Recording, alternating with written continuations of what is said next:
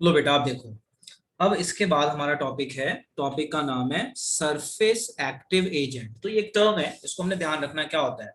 Surface active agents, दो substances which tend to concentrate on surface of solution and therefore lower the surface tension are called surface active agents, example soaps and detergents।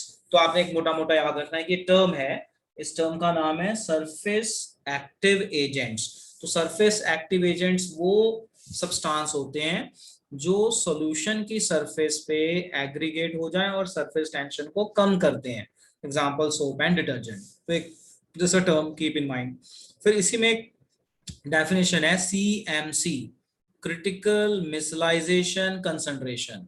तो जो हम पीछे पढ़ के आए ना मिसल्स और एसोसिएटेड क्लोराइड, उससे रिलेटेड है। क्या कह रहा है कि अगर हमारी कंसंट्रेशन कम अमाउंट में हो तो मिसल्स नहीं बनते, बट थोड़ी ज्यादा अमाउंट में हो तो बन जाते हैं। तो उसी के ऊपर है, it is the lowest concentration of surfactant or soap solution at which micelle formation take place, उसे कहते हैं क्रिटिकल मिसलाइजेशन कंसंट्रेशन और क्रिटिकल मिसल कंसंट्रेशन। तो सिंपल मीनिंग है कि मिसल्स बनाने के लिए जो हमें मिनिमम कंसंट्रेशन चाहिए सोप की या डिटर्जेंट की, उसको हम कहते हैं CMC।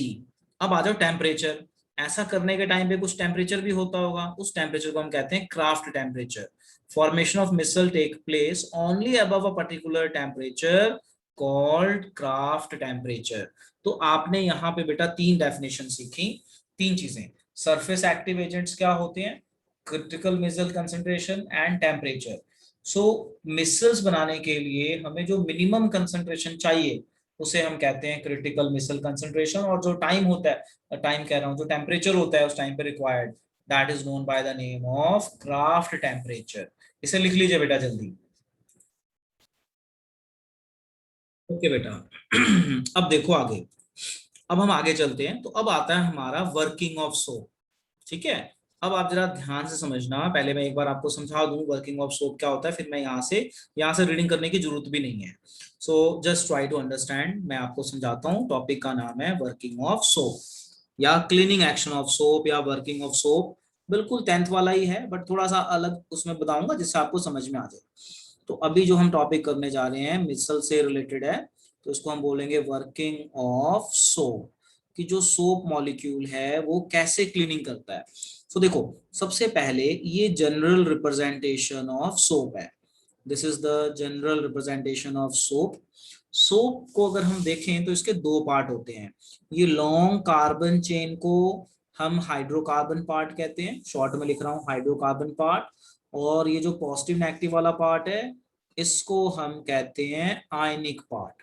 जो हमारा हाइड्रोकार्बन पार्ट है ये हाइड्रोफोबिक होता है, ये वाटर से रिएक्ट नहीं करता। ये होता है हमारा हाइड्रोफोबिक, आपको 10th रिकॉल हो रही होगी। और ये वाला जो पार्ट है ये होता है हमारा हाइड्रोफिलिक पार्ट। ठीक है, और जो हाइड्रोफोबिक पार्ट है ये वाटर रिपेलिंग होता है। ये डर्ट से जुड़ जाता है, डर्ट के साथ। ये वाटर से रिएक्ट करता है, वाटर से रिएक्ट करेगा, react with water and form froth. React with water and form froth. Froth का मतलब समझते हो, झाग बनाएगा। अब क्या होता है, ये मान लो आपका डर्ट है, ठीक है। तो जब आप सोप मॉलिक्यूल को रब करते हो डर्ट के ऊपर, तो ये जो हाइड्रोकार्बन पार्ट है ये डर्ट से जुड़ जाता है ऐसे।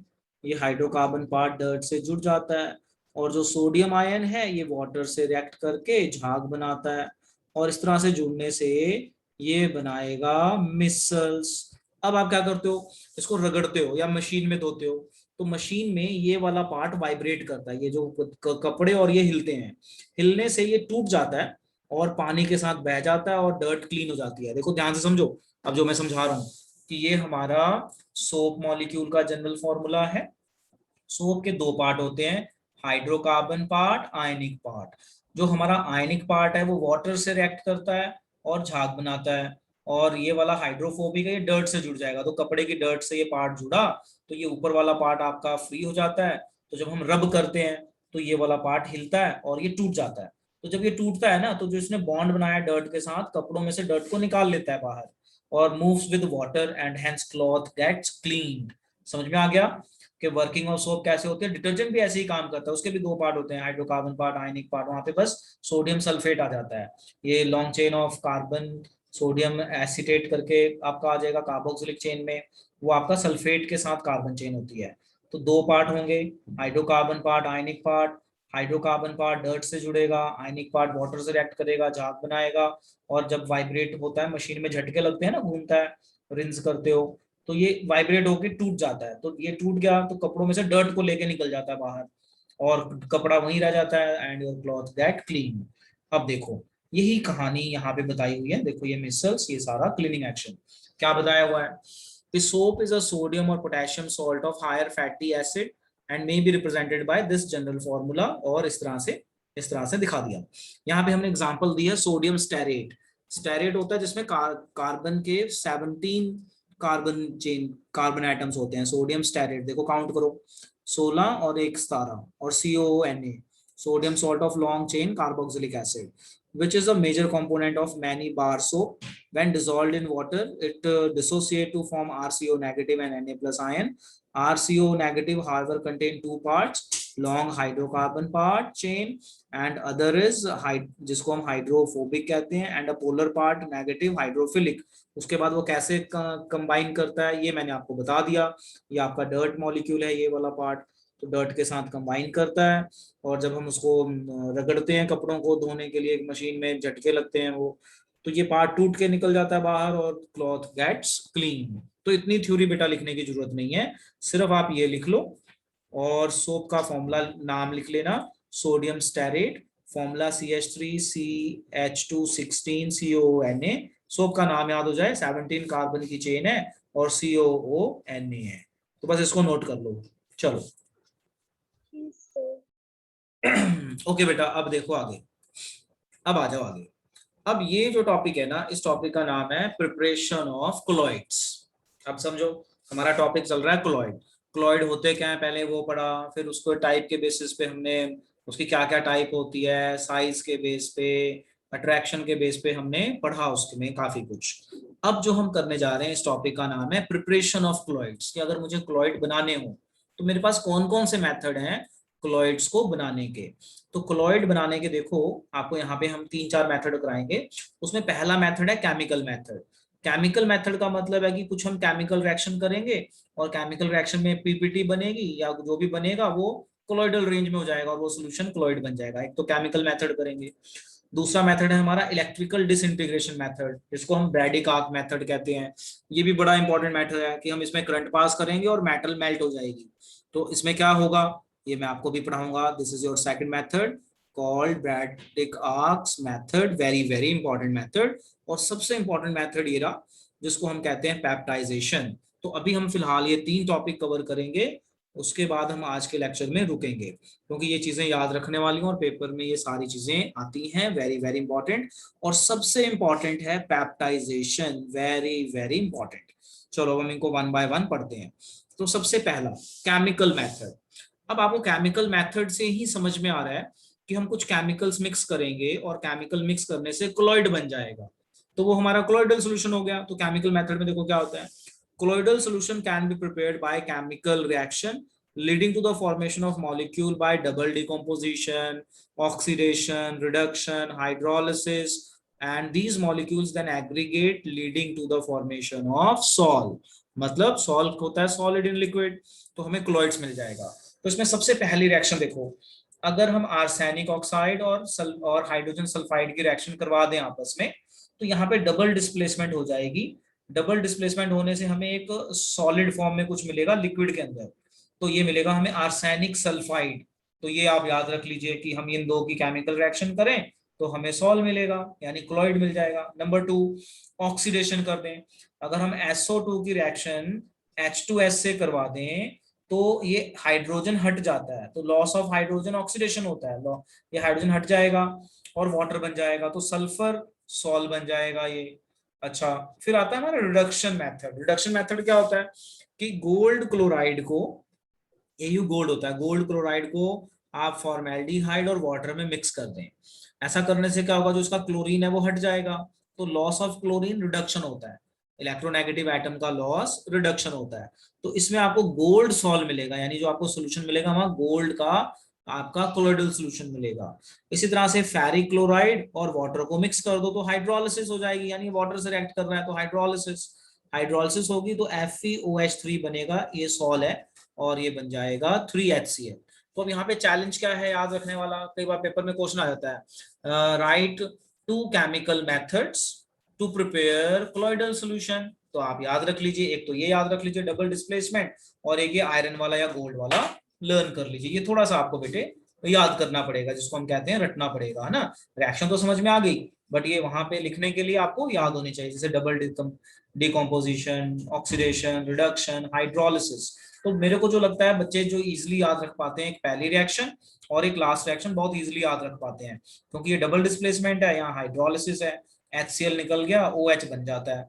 तो इसको नोट कर लीजिए, it is very very important. लो बेटा अब देखो आप सेकंड मेथड, जो हमारा सेकंड मेथड है it is also very important. इसका नाम है इलेक्ट्रिकल डिसइंटीग्रेशन, मतलब करंट पास करेंगे और मेटल टूट जाएगी या डिकम्पोज हो जाएगी और कोलॉइड्स बन जाएंगे। और Bredig arcs method after the name of scientist. देखो इसमें क्या होता है, जरा आप ध्यान से समझना, मेरा कर्सर देखते रहना। अगर आप ध्यान से ये डायग्राम देखें तो इस डायग्राम में दो कंटेनर है, एक नीचे कंटेनर है और एक कंटेनर के अंदर कंटेनर है। और ये जो आपको दिख रहा है ना ये आइस है, ये जो लोअर कंटेनर है और जो एक कंटेनर इसके बीच में हमने आइस रखी हुई है, ताकि एकदम से जो लिक्विड है ना ये सॉल्वेंट ये एकदम से ठंडा हो जाए। अब आप देखो ये एक मेटल रॉड है, ये एक मेटल रॉड है, एक साइड से हमने करंट पास किया, पॉजिटिव और नेगेटिव टर्मिनल करंट पास किया, और जैसे ही हम हाई करंट पास करेंगे और इन दो मेटल्स को टच करेंगे, तो आपको पता है ना जब दो मेटल्स को टच करो पासिंग करंट तो स्पार्क होता है, पता है ना, बोलो हाँ या ना, पता है ना, स्पार्क हो जाता है, आग लग जाती है। बोलो बेटे, बोलो बच्चों, आग लग जाती है ना। Yes sir. तो जैसे ही स्पार्क होगा ना तो ये हीट इतनी ज्यादा बनती है कि ये मेटल मेल्ट होके इस पानी के अंदर गिर जाएगी, और पानी है बहुत ठंडा। देखो आइस बात है ना, तो पानी बहुत ठंडा है, तो जैसे ही स्पार्क होगा तो इसकी मेटल इस पानी में गिरेगी, इस पानी में गिरते ही वो जम जाएगी और उसका साइज कोलॉइडल रेंज में आ जाएगा। तो इस पानी में एक सोल्यूशन बन जाएगा जिसे हम बोलेंगे कोलॉइडल सोल्यूशन, और नाम है इलेक्ट्रिकल डिसइंटीग्रेशन और ब्रैडिक आर्क मेथड। फिर से देखो क्या होता है इस मेथड में, अब मैं यहाँ से पढ़ के बताता हूँ, आपको समझ में आ जाएगा। इन दिस मेथड, ये जो लास्ट की 3 लाइनें दिख रही है ना सिर्फ ये लिखना है। In this method electric arc is stuck, मतलब करंट पास करेंगे बिटवीन टू इलेक्ट्रोड्स, मतलब metal rods of metal immersed in dispersion medium, ये जो भी लिक्विड है। The intense heat produce vaporises metal, मतलब हीट इतनी ज्यादा होती है कि जो ये मेटल टच करती है ना इसके वेपर बन जाते हैं और ठंडे पानी के कांटेक्ट में आके सॉलिड फॉर्म में हो जाते हैं, और उसका साइज कोलॉइडल रेंज में आ जाता है, which then condenses from the particle to the colloidal size and form colloidal solution। तो ये कौन कौन सी मेटल का कर सकते हो, गोल्ड का, सिल्वर का, प्लैटिनम का, etcetera, you can take any metal. High current pass करना है, ये दोनों मेटल को टच करना है, जैसे टच करोगे तो इलेक्ट्रिक स्पार्क आएगा, वो स्पार्क में हीट इतनी ज्यादा होगी कि ये मेटल जो टच कर रही है वो मेल्ट हो जाएगी, वेपराइज में चल जाएगी, मेल्ट हो जाएगी, और ठंडे पानी कांटेक्ट में आके सॉलिड फॉर्म में चेंज हो जाएगी। सॉलिड फॉर्म में चेंज होगी तो उसका साइज जो है कोलॉइडल रेंज में ही रहेगा, और इससे आपका एक कोलॉइडल सोल्यूशन बन जाएगा जिसे हम नाम देते हैं ब्रैडिक आर्क मेथड। बहुत इंपॉर्टेंट है, ये लास्ट 3 लाइनें ही बस याद करनी है और अपने आप बना सकते हो। यस, अब हम चलते हैं अपने थर्ड मेथड पे जिसका नाम है पेप्टाइजेशन मेथड। अब आप समझो बेटा पेप्टाइजेशन मेथड क्या होता है, समझना जरा ध्यान से।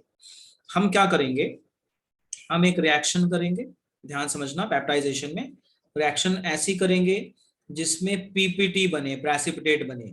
इस प्रेसिपिटेट को सॉल्वेंट में डालेंगे, सुटेबल सॉल्वेंट में डालने के बाद इसमें हम इलेक्ट्रोलाइट डालेंगे। एक इलेक्ट्रोलाइट होता है कोई अपना एसिड या बेस या कोई सॉल्ट का सोल्यूशन डालेंगे, इलेक्ट्रोलाइट। इसको डालने के बाद इस कंटेनर में इसको शेक करेंगे। शेक करने से क्या होगा कि जो ये पीपीटी बनी थी, तो ये शेक करने से क्या होगा, जो हमारी पीपीटी बनी थी ना, पीपीटी ऐसे होता है एक जगह इकट्ठा हो जाना पार्टिकल, पीपीटी कहलाता है। तो जब आप शेक करोगे तो ये पार्टिकल्स टूट के अलग अलग हो जाएंगे, ऐसे ऐसे अलग अलग हो जाएंगे टूट के, और बनाएंगे कोलॉइडल सॉल्यूशन। इस कंसेप्ट को हम कहते हैं पेप्टाइजेशन। ध्यान से समझो पेप्टाइजेशन क्या होता है। पेप्टाइजेशन क्या होता है कि एक रिएक्शन करेंगे, प्रेसिपिटेट बनाएंगे, फ्रेश प्रेसिपिटेट, उस प्रेसिपिटेट को पानी के अंदर डाल देंगे या जो भी हमने सॉल्यूशन बनाना है, साथ में HCl या अपना कोई भी इलेक्ट्रोलाइट डाल दो, NaCl डाल दो लिक्विड फॉर्म में, कुछ डाल दो जिससे इसके ऊपर चार्ज आ जाए। फिर उसको शेक करना है। शेक करने से जो प्रेसिपिटेट इकट्ठे हुए थे ये दूर दूर हो जाएंगे और एक कोलॉइडल सोल्यूशन बना देंगे। इसको कहते हैं हम peptization. Very very important, very important. So देखो जरा डेफिनेशन देखो, what is peptization? Peptidization is defined as the process of converting precipitate into colloidal sol या solution by shaking it with dispersion medium, मतलब water या जो भी, in the presence of small amount of electrolyte। ये electrolyte डालना जरूरी है क्योंकि इलेक्ट्रोलाइट डालने से उसके ऊपर चार्ज आ जाएगा। ये इलेक्ट्रोलाइट को मैं अंडरलाइन करता हूँ, ये बहुत इंपॉर्टेंट है। With small amount of electrolyte, the electrolyte used for this purpose is called peptizing agent and the process is called peptidization. So what is peptidization? It is a process of converting precipitate into colloidal solution by putting the precipitate into suitable solvent and electrolyte and shaking it. Shake करने से ये अलग अलग हो जाएगा and will form colloidal solution. अब देखो एक दो चीजें और देखो। This method is applied generally to convert freshly prepared precipitate to colloidal solution. During peptization precipitate adsorb, ये इलेक्ट्रोलाइट क्या होता है, इसके सरफेस पे एडसॉर्ब हो जाता है, जिस कारण या तो पॉजिटिव या नेगेटिव चार्ज आ जाएंगे पार्टिकल पे। तो पार्टिकल पे अगर पॉजिटिव और नेगेटिव चार्ज आ गए तो वो पास में नहीं आएंगे। जैसे जैसे देखो, जैसे ये पार्टिकल है, ठीक है जी, ये पार्टिकल अलग अलग हो गए और इनके ऊपर लेटर से नेगेटिव चार्ज आ गया, नेगेटिव चार्ज आ गया, negative negative negative negative negative. अब आपको पता है नेगेटिव नेगेटिव रिपेल करेगा, तो रिपेल करेगा तो ये सेटल नहीं होएगा, तो ये सॉल्यूशन स्टेबल रहेगा and it will form colloidal solution. Very very important. तो आपसे कोई पेपर में पूछे कि व्हाट इज पेप्टाइजेशन, तो देखो definition very simple. It is a process of converting freshly prepared precipitate into colloidal solution by putting it in the suitable solvent and small amount of electrolyte and shaking it। तो ये आपका बन जाएगा peptization. फिर से सुन लो, process of converting freshly prepared precipitate into colloidal solution by putting the precipitate into suitable solvent and adding small amount of electrolyte along followed by shaking it। ठीक है, जो हमने इलेक्ट्रोलाइट डाला इससे क्या फायदा होगा, इलेक्ट्रोलाइट से या तो पार्टिकल्स पे नेगेटिव चार्ज आएगा या पॉजिटिव चार्ज आएगा, तो सेम चार्ज आने से रिपेल हो जाएंगे और रिपेल होने से ये कोलॉइडल सॉल्यूशन में चेंज हो जाएंगे। This is very very important कि व्हाट इज पेप्टाइजेशन।